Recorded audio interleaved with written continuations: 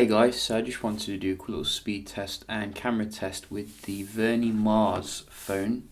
This is like a Nexus 6P from Vernee, but very cheap. I wanted to compare it against the standard when it comes to budget phones, the OnePlus 3. I'm going to have a look at the day-to-day performance as well as the camera. So I've got to say, overall the actual build quality is definitely a step up from the Apollo Lite, which was well built in itself, but this one feels a lot more like thin and premium, and we do like improvement. So you can see very nice fast boot up here.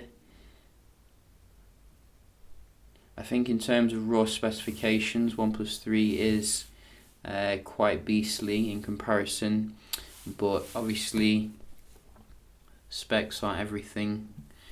So we're going to have a look here how they compare and see if there's any differences.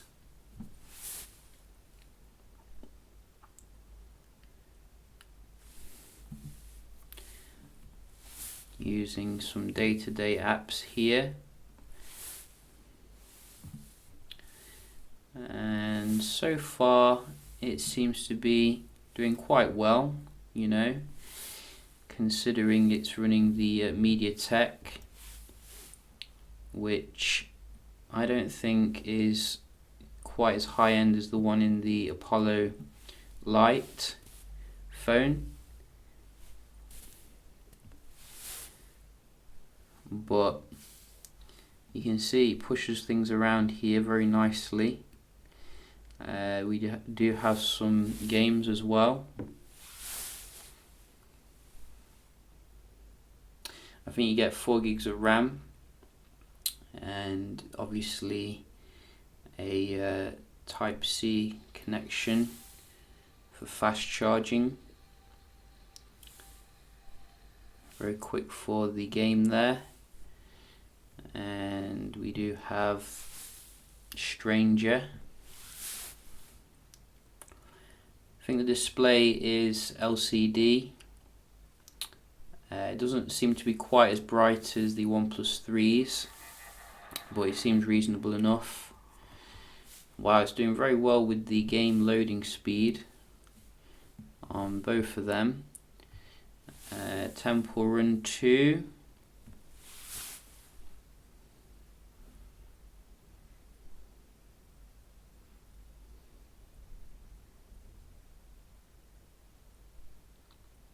This one going to the OnePlus 3. Finally it's catching up here. A little bit slower on the Vernee Mars. Nevertheless, very good performance for most things there. And we're going to just do a speed test comparison. See what sort of speed you get. Go. Supports the 5G band, and you can see quite average score here for the Wi-Fi. I do think the Apollo Lite did a little bit better, but then again, I have said many times before, you're either paying for premium or you're paying for performance. Rarely you get the same thing. Well, I guess the OnePlus 3 you do get both, but that's an exception. OnePlus 3 is more money, obviously. This you can have for about just under €200. And you can see the OnePlus 3 a little bit better when it comes to the download. It's the same when it comes to the upload. So opening up apps etc. seem to be quite snappy though, so that is quite good here. I'm gonna have a look at some websites. I think it's the Helio P10 processor.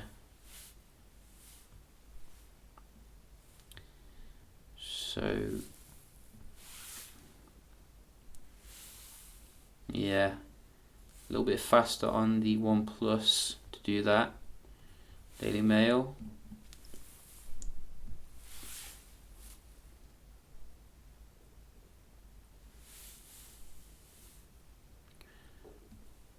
And let's see.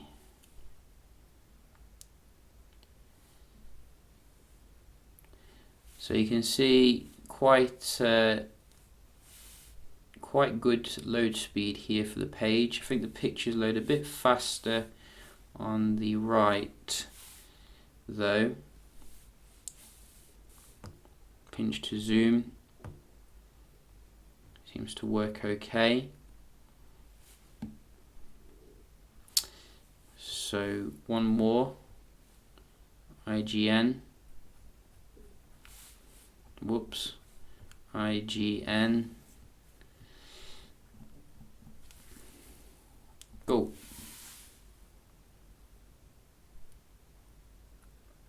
Yeah, you can see a little bit slower on the page loads as well as the advert loading, but that's not necessarily a bad thing when it comes to ads. So we're going to just round off having a look at the multitasking. Can it keep the games in memory?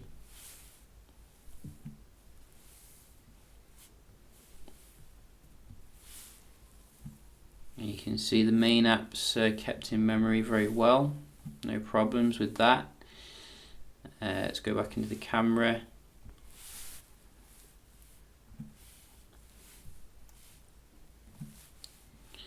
And the game. Straight in there.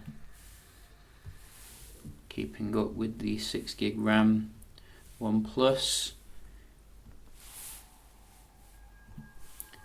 Very good.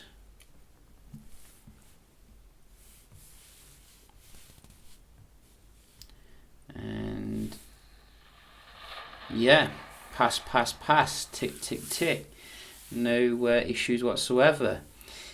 So you're not going to get quite as fast as obviously a Snapdragon 820 device, but what you're going to get is very solid, dependable performance there, it seems. We're going to have a look at the camera here, see what the camera can do. So I think it's a 13 megapixel on the back here with dual flash. And I've got to say, I think it's a step up actually from the Apollo Lite, which was a bit more average than the the competition here. Not quite up there still with OnePlus. I think they've still got some way to go when it comes to software processing, but very impressive nevertheless in terms of the colours and generally the usability of the photos here. So you can have a look yourself, see what you think. We did do some low light shots, and I think it's not quite as bright as the OnePlus, but much better than the Apollo Lite generally for keeping down the noise level. So props to Vernee for improving the camera a little bit here. We do also have the video recording, which maxes out at full HD footage, and I think the only thing with the video recording, if we have a look at it here, compared to the OnePlus 3, it's a little bit darker. I think the actual zooming is a little bit more kind of jankier compared to the OnePlus 3, but it gets the job done. It's actually quite smooth, much smoother than I was expecting. The focus could be a little bit faster. I did have to prompt it now and again, but it'll get the job done. If you're looking for a cheap phone here, it's not going to disappoint you, I don't think. So that is the main thing. I think it does support a variety of different like resolutions as well, if you want to save some space. And the camera app itself does support quite a few different filters and stuff to put on if you want to have some fun, really. So I think Vernee's delivered here another excellent well-priced phone. I'd probably still point you in the direction of the Apollo Lite if you're looking for the performance, because it does have the Helio X20, whereas this has the P9, which is a bit more mid-range processor. But if you're looking mainly for a premium phone, which is built like a Nexus 6P crossed with the iPhone 7, you can't really go wrong with it. You know, it's fantastic value for money. Really looking forward to what Vernee does do in the future. Maybe they are going to become the next OnePlus. So yeah, just a quick little comparison video here. Hope you found it helpful, and I'll see you in the next one. Cheers.